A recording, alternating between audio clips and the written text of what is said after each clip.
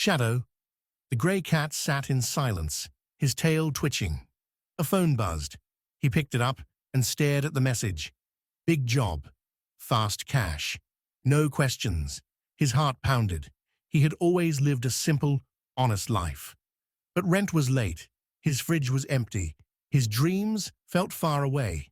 The offer came from a sleek black cat named Viper, known for shady deals.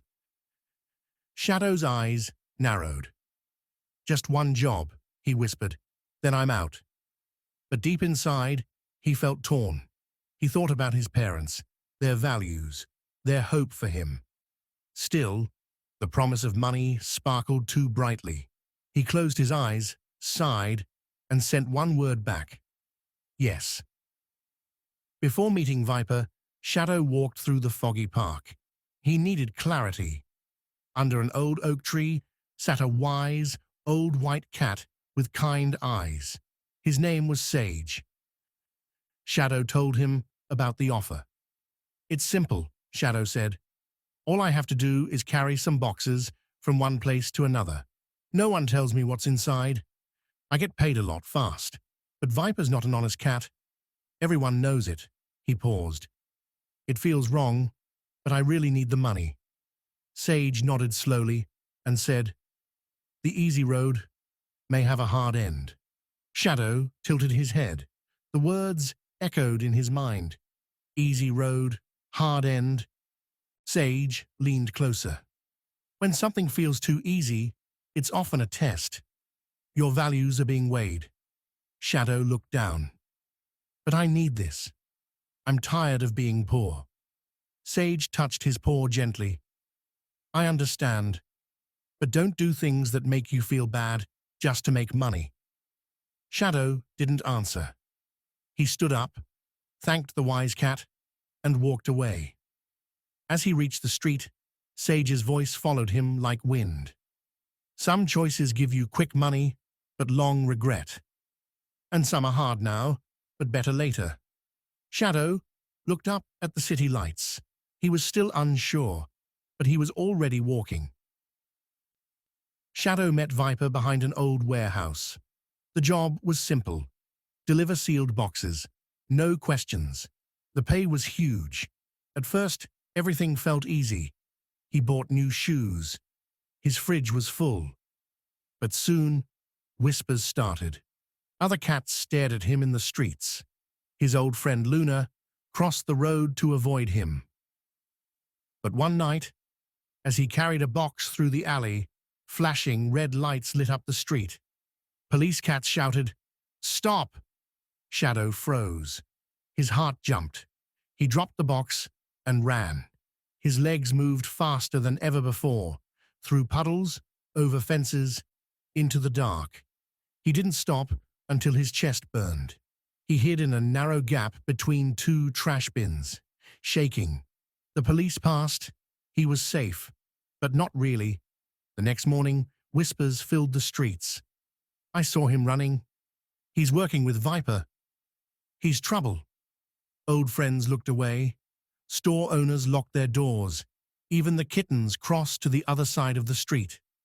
Shadow's name was no longer clean. His reputation was broken. Shadow panicked. He called Viper. No answer. He tried to fix things. Too late. His name was now linked with trouble. He lost his part-time job. He stood in front of a mirror. His eyes looked dull. His back was heavy. "This isn't me," he whispered. But he didn't know how to fix it. He remembered Sage's words. He thought they were just simple warnings. Now, they felt real. His heart raced. He needed help. Again. Shadow ran back to the park. Sage was there, as if waiting. "I messed up," Shadow said, breathless. "You were right." Sage looked into his eyes, calm as the moon. "You've walked the hard end of the easy road." Shadow nodded. "I want to change. But how?" Sage touched a leaf gently. "Choose what makes you better, not just richer." Shadow frowned. "What if I fail?" Sage smiled. "Then you'll learn, and you'll sleep with a clean heart." Shadow looked at his paws. I miss feeling proud, he whispered. Then go rebuild yourself. Not for money, but for who you want to be, Sage said. Shadow stood taller. He didn't have a plan, but he had a purpose. Shadow cut all ties with Viper. He called the local shelter and offered to help for free. He still had some money left from the job. It was enough to live simply for a while, so he used his time to do something good. He started helping old cats in his neighborhood. He carried their groceries. He cooked warm soup for them. If something broke in their homes, he fixed it. Slowly, smiles returned. One kitten waved at him again. The bakery owner gave him a fresh bun without a word. Shadow felt something he hadn't felt in weeks.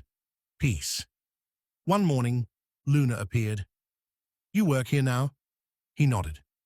I messed up, but I'm fixing it. She smiled. You seem different, better. I want to help too, she said with a gentle smile.